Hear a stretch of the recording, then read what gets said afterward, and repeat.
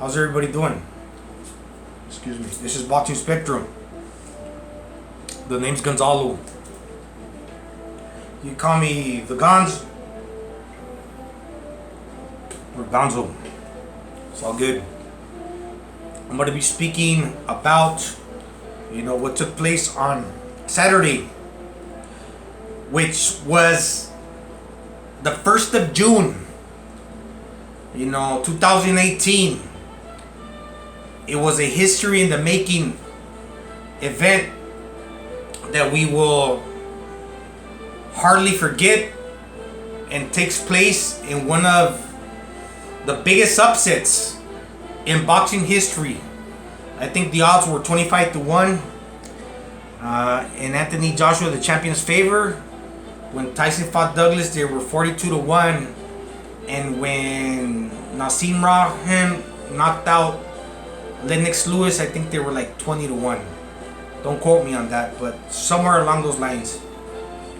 Okay, you could have got better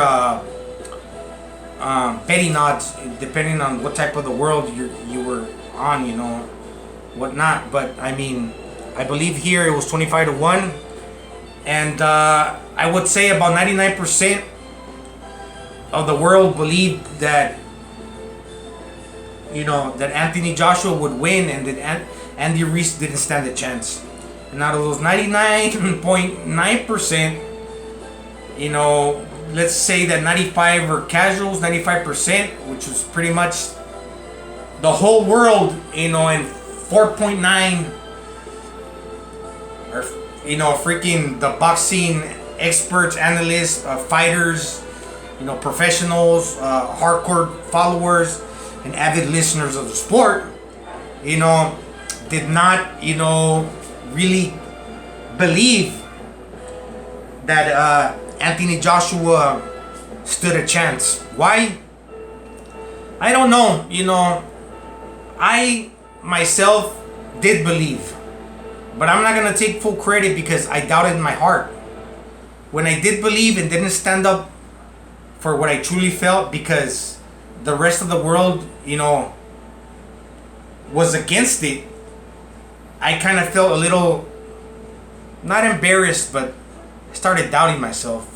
If I speak up, but then I don't get it right, people are going to criticize me.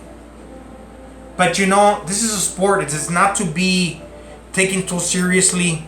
When you kind of analyze the facts and you can speak about it passionately and give your opinion, without feeling that if you don't please other people or say something that you're going to be circumspect to criticism, that you kind of have to pull your punches. Okay? And I have to give full credit to Andy Ruiz, because he did believe in himself. And that's the only thing that mattered here. And I think standing inside across the ring, Anthony Joshua also knew this, because the heart doesn't lie. And this guy, whether Ruiz was fat or not, whether most people don't understand boxing and kind of saw this prototypical character like Joshua, which is comparable, not to Apollo Creed, but more like Ivan Drago. A lot of people said that he couldn't get his candy because he had this exception in London. With coming to the United States, maybe he didn't have that extra energy because his body was more lax and lacking of what he was used to taking. So whether it was psychological or not, he did not deliver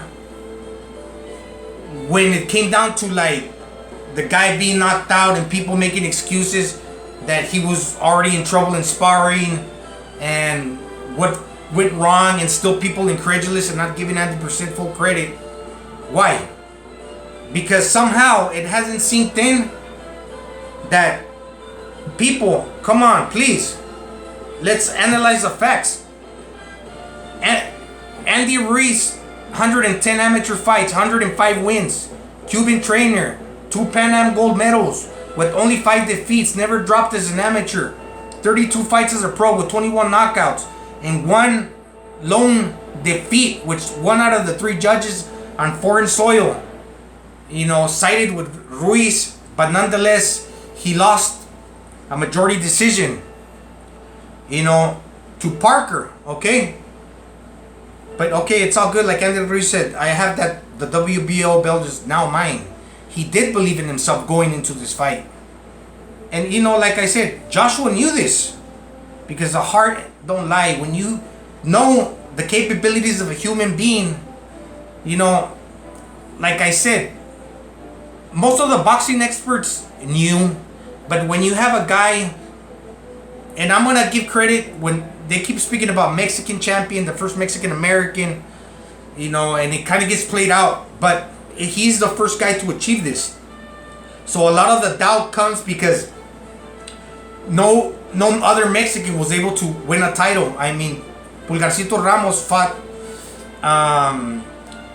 Joe Frazier, and he put him on Queer Street like in the second round, but couldn't finish the job. And Frazier, I think, knocked him out in 4 rounds, if I'm not mistaken. And then Riola tried against Vitaly Klitschko, but he couldn't do it. And it just so happens that there's another Latin American guy with the last name Ruiz, which was able to win a championship. But nonetheless, that he was a Puerto Rican, this is the first Mexican to do this. But okay, we're gonna speak up about, like I mentioned, the guy's record, the guy's qualities, the guy's innate abilities. The fact that this guy is fast. I'm gonna go out on a limb, and I'm not gonna doubt myself here. He is the fastest heavyweight. Okay, a lot of people say, well, I think that now that Fury will beat him, and I don't think I hear too many comments whether Wilder or Fury, like one or very few, because this is very special. And whether Mexican American, whether the fat guy, this or not, no, look, this guy has skills and he achieved something that whether you question his abilities and moving forward, you kind of ask yourself, well, what was wrong with Anthony Joshua? How come? No, like I said, this is a special moment because this proves my point. Not that I got it wrong or right, because they kind of said that I was playing devil's advocate. But no, I just kind of didn't advocate for God like I truly should in this situation, because not so much that I was playing devil's advocate. It's like I should have gone with my heart when I did say the guy would go the distance and win 5 out of 12 rounds. Or possibly upset, but been more thorough and redundant with what I truly believed. And that's just the fact. That's the fact of the matter. But nonetheless, what I was alluding to, the special moment, whether you're LDBC, Black American, and Wilder's your champion, I don't hear these guys criticizing Ruiz too much. They're happy for him. Whether you're an English, a Brit, or from the United Kingdom, and your champion lost, wow, a lot of people are happy and are in disbelief, but yet they're not talking smack on Andy Ruiz. Why? Because he achieved something great. Whether you're a Mexican that, yeah, you root for the guys and you're used to having champion at the lower weights, but this had never happened before, that you questioned yourself, to include myself, when I did believe, but I did not follow my heart, when I knew better, okay? And I spoke about it and I preached about it, how he could do this. But I should have said he would do this, not for the sake of proving that I was right, because my fellow human being was able to believe in himself. Okay? And I hope he does get the Snickers contract. And Stephen A. Smith, he's big time. This guy, I got a few followers here. I'm trying to make my channel grow. But what I have to say is truly, he's just one of those guys that doesn't know boxing. And about the only one that's outspoken to the fact that, wow, this guy won. If there's anyone in the world that freaking highlights himself as a total freaking douchebag, it's Stephen A. Smith. And he will still rebuttal and kind of say, well, I didn't say this, or I didn't mean that. So very wishy-washy. Kind of a guy that gets a lot of attention because he's able to twist his tongue. Like the Bible says, and be spiteful, but kind of like fix his words to where you kind of still have people believing that, that your word is bond, or I don't know how the Brits say, that it's true. That somehow that the Wilder Joshua fight was a bigger thing, but this is just an example of how if things don't get done when they're supposed to, and it was pretty much a mirage in itself, because if Joshua would have knocked out, if Wilder would have knocked out Ruiz, he would have got a lot of credit, full credit, and Wilder would have been considered a great. But nonetheless, Ruiz was able to make history and knock out Joshua. But then people are still wondering if Joshua was 100%. Did he have problems in sparring and training? Why did his father, try to rush Eddie Hearn in the ring?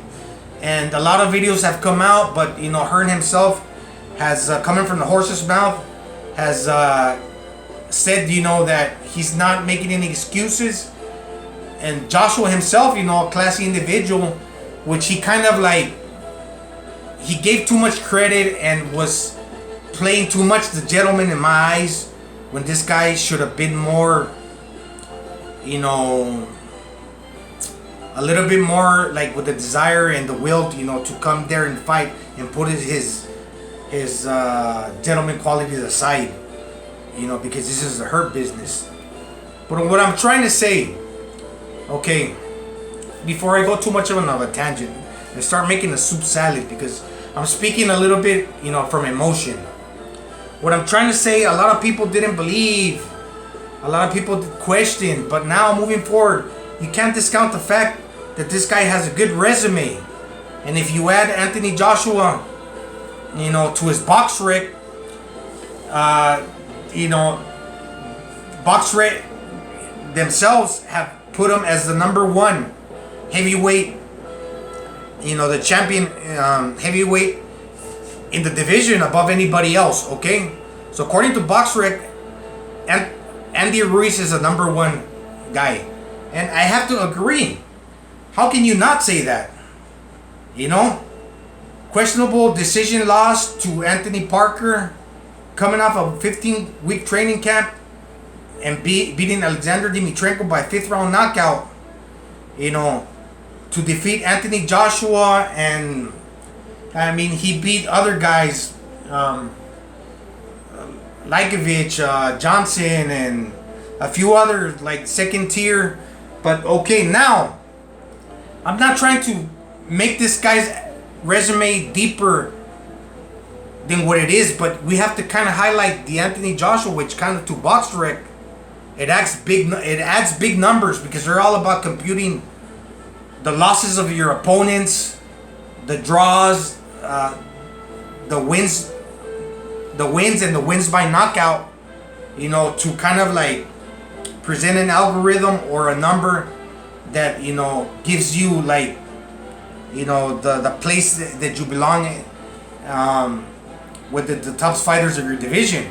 So this if you have 22 fights and 21 knockouts, and you have a good resume in Anthony Joshua, but he loses to a 32-1 with 21 knockouts guy in Andy Ruiz, you add that to his resume, it kind of pushes Andy Ruiz's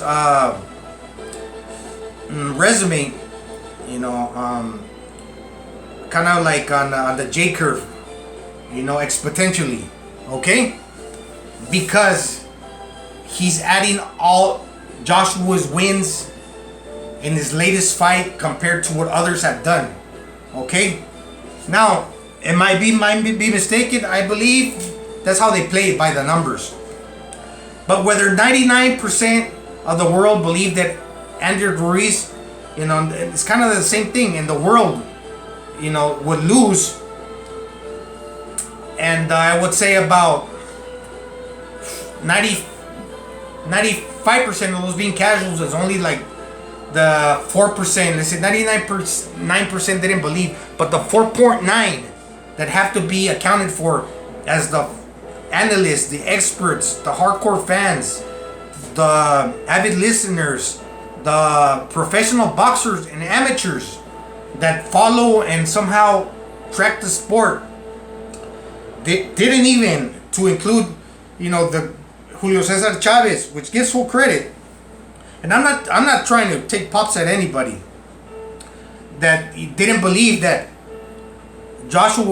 that Ruiz would win, and you'll still able to find humility in their heart to accept and give credit to Ruiz.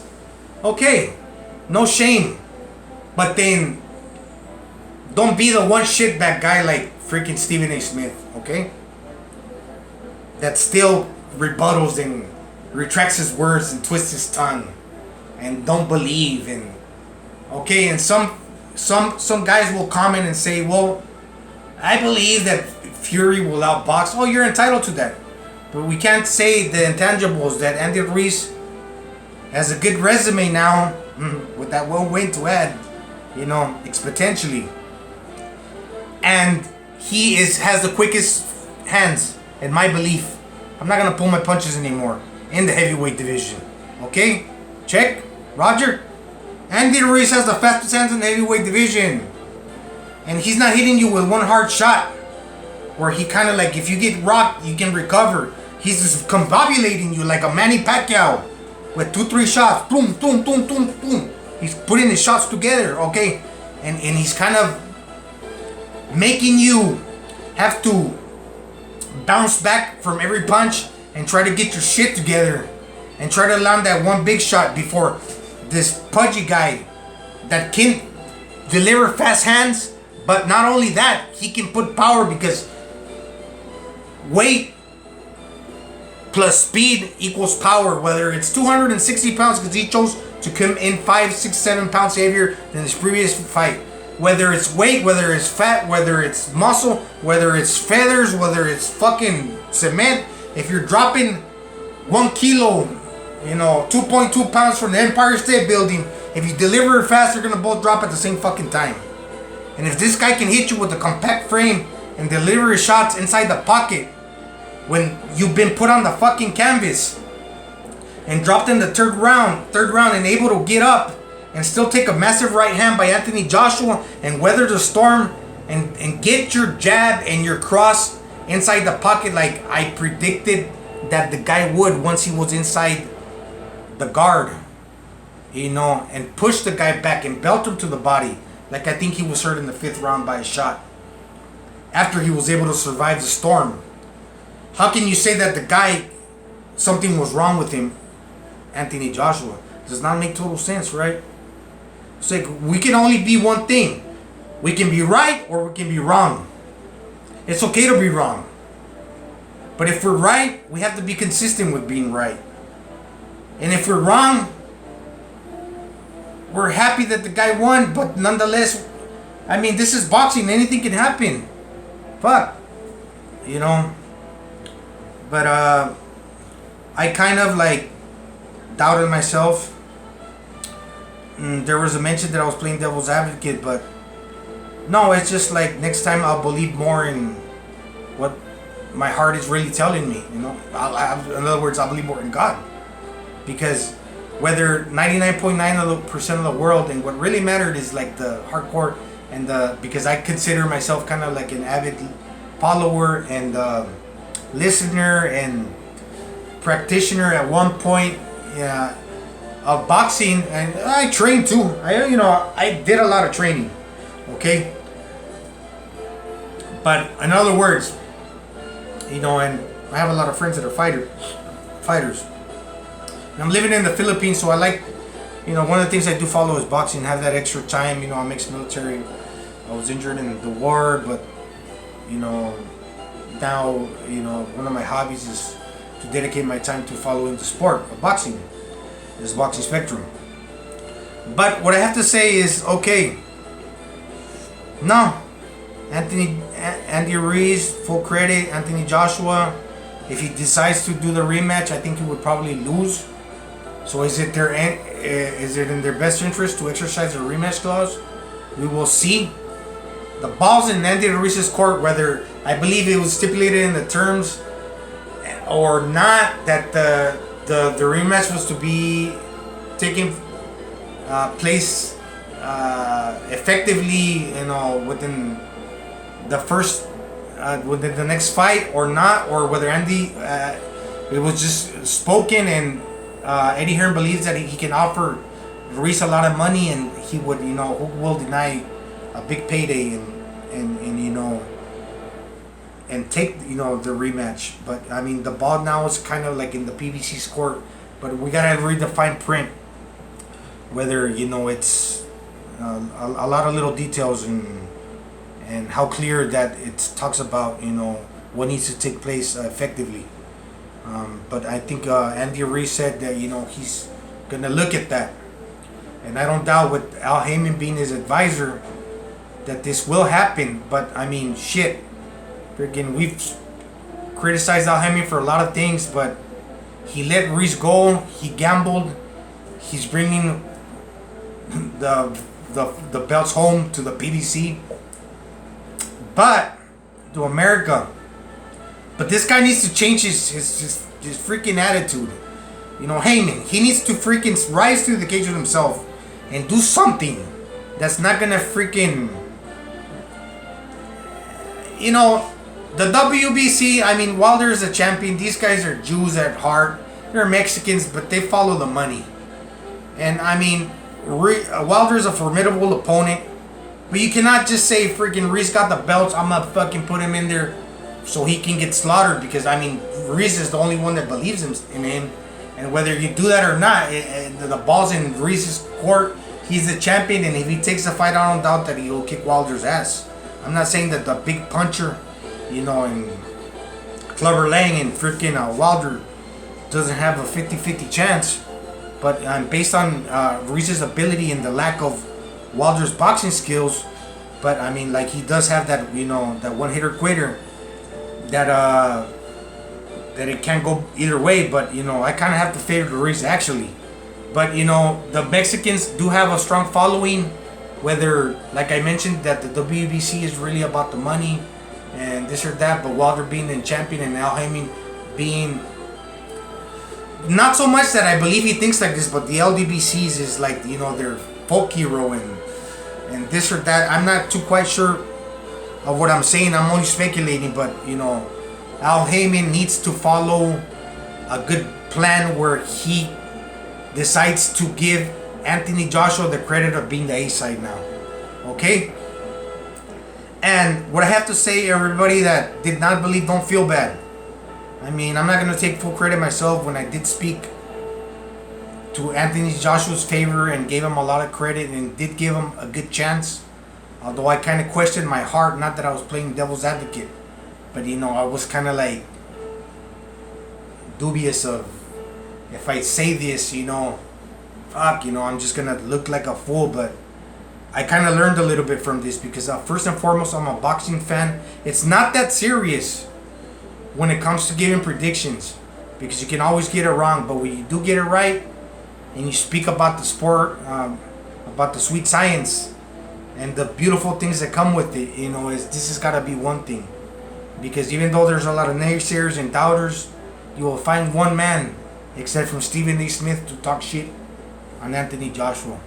But like I said, the devil is always lurking, and he was always plotting. And there's always going to be disbelievers, like the Pharisees back in the Bible times. And I'm sure there's more than one.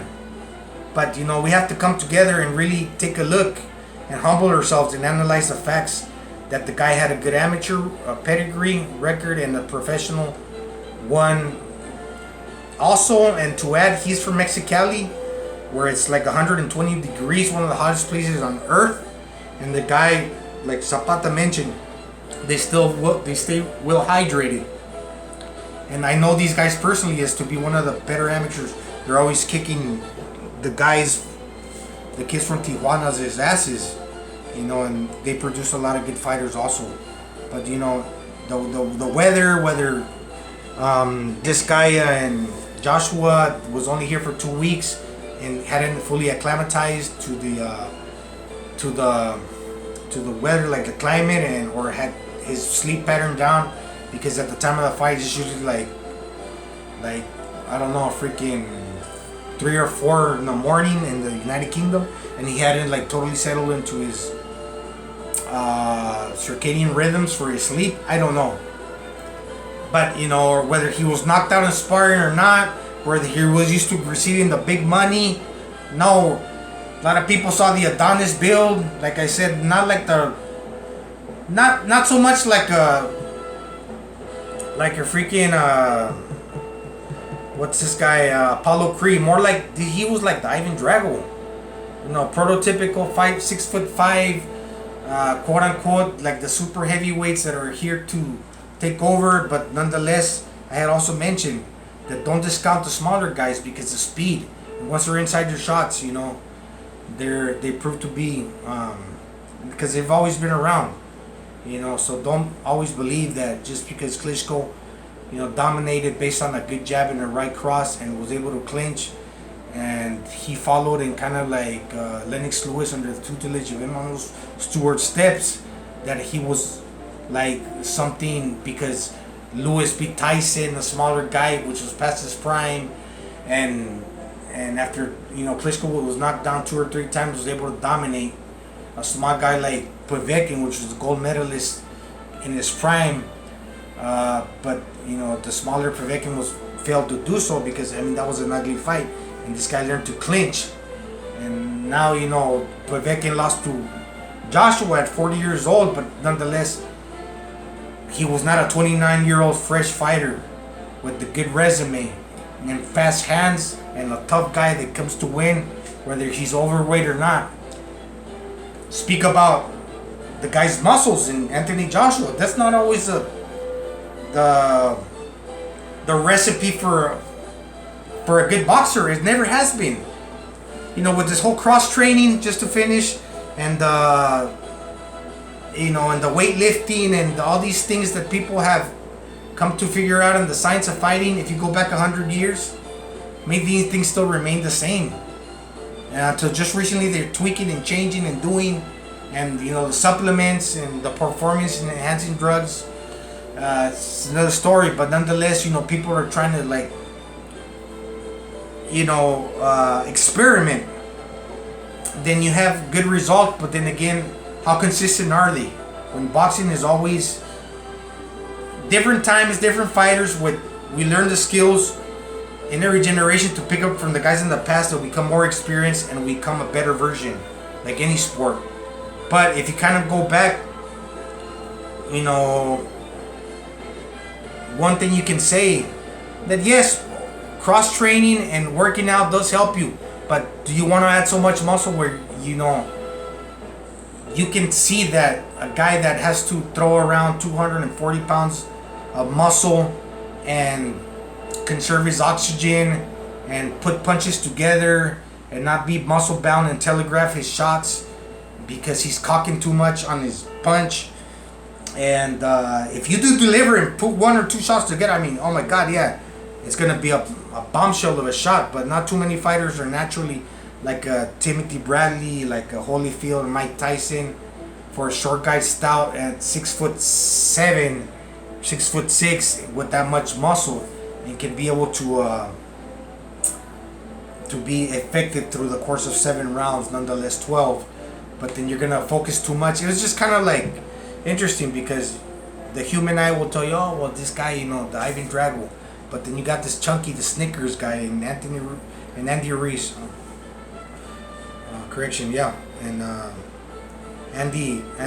the Destroyer. But if we learn, if we reanalyze, but most importantly, take the guy's resume into account, and moving forward, we just become a little bit more knowledgeable and appreciate the sport, because this fight delivered. Oh, and one thing I have to say, a lot of people are not, if they're not criticizing Anthony Joshua, they're criticizing Eddie Hearn. They're talking shit about how this is the fault of Matchroom. But no, I have to say one thing. The guy, he decided to replace Miller with the tough fight in Andy Ruiz because he knew himself. This guy did know because he had to do his homework. And he took the tough fight. Win or lose, Matchroom, he might have taken a hit with, you know, the purses that Joshua makes and the percentage that Matchroom gets from this. But does Matchroom stock fall? No. I think it grows. Maybe not immediately because fighters are going to be saying, oh, you're going to put me in there to fucking lose. But the product and the zone is happy. Because they put an excellent fight. It was history in the making. It produced. And the Mexican American with many following in the States and in Mexico and around the world now has captured the hearts of many. Hold this high in high esteem. So this is where the LDBC is getting it wrong. And I respect some of those guys because they're very knowledgeable. Like Kurt, you know, from the World Breaker Boxing, because I gotta keep track of these guys. He knows his shit. But the other guy, too many times, is real negative and too much about race. Eddie Hearn delivered a fight, whether you decide to judge his character or not. He put this guy to the fire. And they're not making excuses. And the guy lost. And Andy Ruiz won, the underdog. And he did something good for the sport. So fuck off if you're going to be fucking critical. And say, no, so what do you want? Us to get tailor-made fucking predictable fights that only the brand wins, but the fighter doesn't, and the fans get fucked over? Nah, that's not the way it works. This is Boxing Spectrum. I'm out.